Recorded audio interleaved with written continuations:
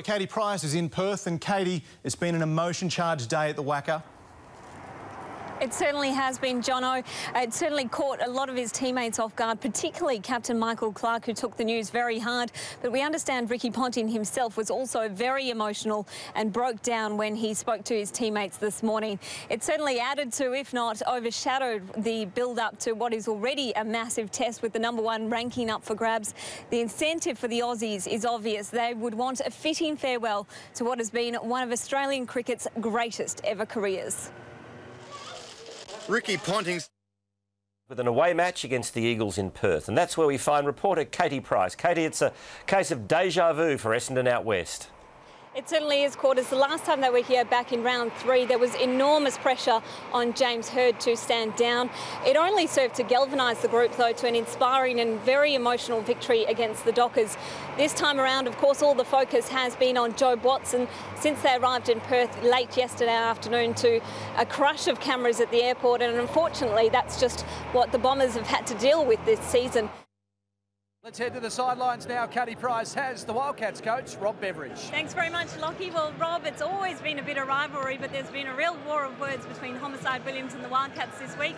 How's it going to play out on the court? Well, every time Corey comes to town, there's some sort of drama, and obviously it's happened again. So we're not too worried about that. We just want to make sure that we get in and give ourselves the best shot of beating Melbourne. It is obviously how you respond on the court. He had a triple-double last week against Adelaide. What do you have in store for him tonight? Well, there's no doubt he's coming up against the best defensive guard in the league. I can't complain. I've got the best job in the world, travelling the world watching cricket and finding truffles. A long way from Lords for one of the most powerful men in world cricket. Deep in WA's south, Wally Edwards is pursuing his passion off the pitch. Lovely. Sweet. They call it black gold, but it's cricket's holy grail he really wants to get his hands on. It's a game of war, this. that's it. England have retained the Ashes. A 2.5-year wait for redemption. It'll be tough.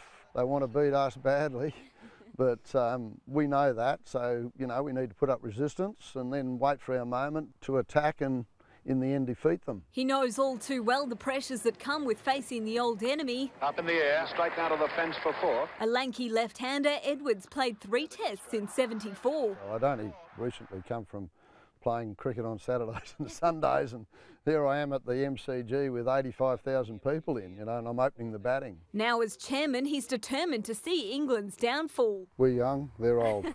But he admits Australia is missing its elder statesmen in Ponting and Hussey. As for the former skipper's assertion the Aussies got lazy, I don't think we did, but of course you might lose your edge. You know, it's that little bit of hunger that unfortunately only comes from defeats. Thankfully, the Aussie cricket boss is less patient for results on field after waiting 7 years to see a truffle. How did you feel when you found the first one? Well, it was an excitement. We can still remember the day. The fantastic thing about it was almost exactly the size of a cricket ball. So it sort of brought it all together. Caty Price, 10 News.